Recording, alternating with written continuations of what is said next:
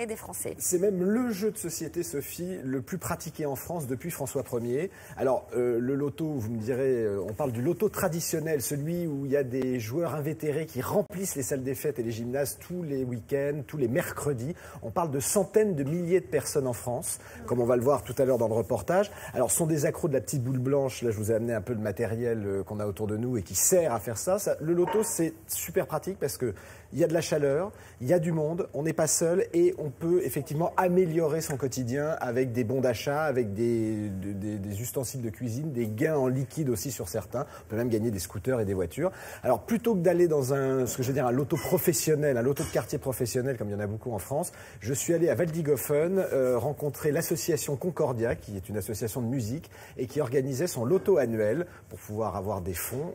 On a passé une super journée, il y avait une super ambiance et les pâtisseries était un régal. Ça se voit ? Oui. Fabienne est accro au jeu, mais pas à n'importe lequel. Je cherche mes numéros. Elle ne raterait pour rien au monde une partie de loto, de bingo ou de kin à la salle polyvalente de Waldigofen.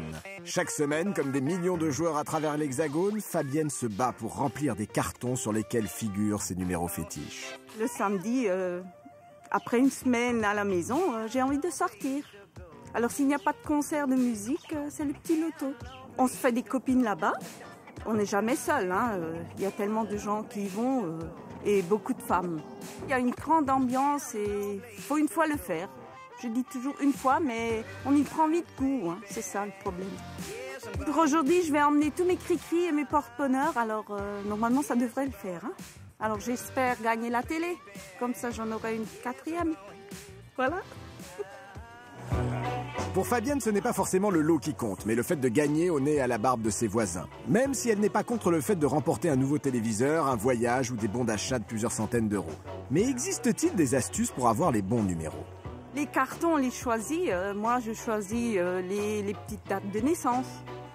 Et le 90, surtout ne pas oublier le 90 qui sort à chaque fois. Quand vous avez qu'un numéro qui manque, il y a le stress qui monte. Et ça, c'est formidable, quoi. Et ils tirent pas bien les numéros, hein.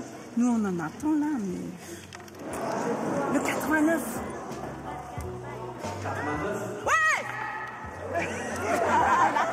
Dans un loto, au début, c'est assez brillant, mais dès que ça commence, on se croirait dans une église. Plus personne ne parle. Pour qu'un loto réussisse, il faut que les lots soient attrayants.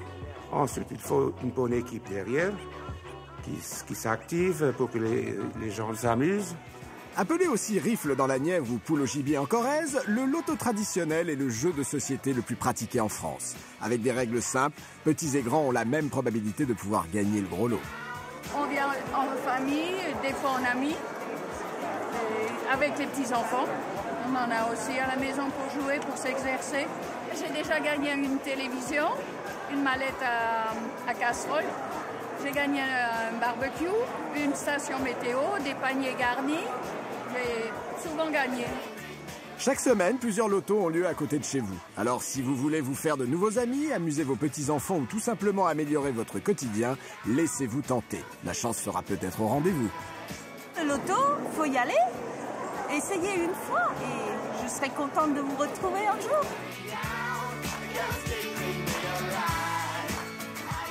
Alors David, comment expliquer cet engouement ? Ça se passe surtout en province. Ça se passe partout en France. Il y en avait ce week-end à Paris, il y en avait 8. À Paris même, il y en avait 8 avec plein d'associations qui s'étaient regroupées. L'explication, elle est très simple. Beaucoup d'associations qui ont besoin d'avoir de l'argent, plutôt que d'organiser des balles ou des choses, disons, un peu passées, organisent aujourd'hui des lotos. Parce que c'est un endroit qui est chaleureux, on peut y faire des rencontres, on peut y arriver seul, on va se faire des copines pendant la journée. Ça crée du lien social. On s'amuse, on rigole. Là, vraiment, je tiens à saluer nos amis alsaciens de Waldigofen qui m'ont accueilli mais merveilleusement. Alors, c'est pas très cher le loto, parce qu'en moyenne, une journée au loto, c'est entre 20 et 50 euros. Et on peut gagner des super lots. On peut gagner des télés à écran plat, des tablettes numériques, des scooters, des bons d'achat. Et on peut même, dans certains lotos, gagner jusqu'à 1000 ou 2000 euros en liquide. Oh, mais 20 ou 50 euros, c'est si vous avez envie de dépenser. Non, que c'est 10. si on a envie. C'est qu'un carton comme ça, c'est 4 euros. En moyenne, c'est entre 3 euros et 4 euros. Voilà. Après, on peut en prendre autant que son veut. Voilà. Donc, c'est vraiment, et surtout, on a une chose, c'est qu'on a 1000 fois plus de chances de gagner à un loto traditionnel que au loto télévisuel. Allez, on va aller en cuisine, rejoindre Valentin.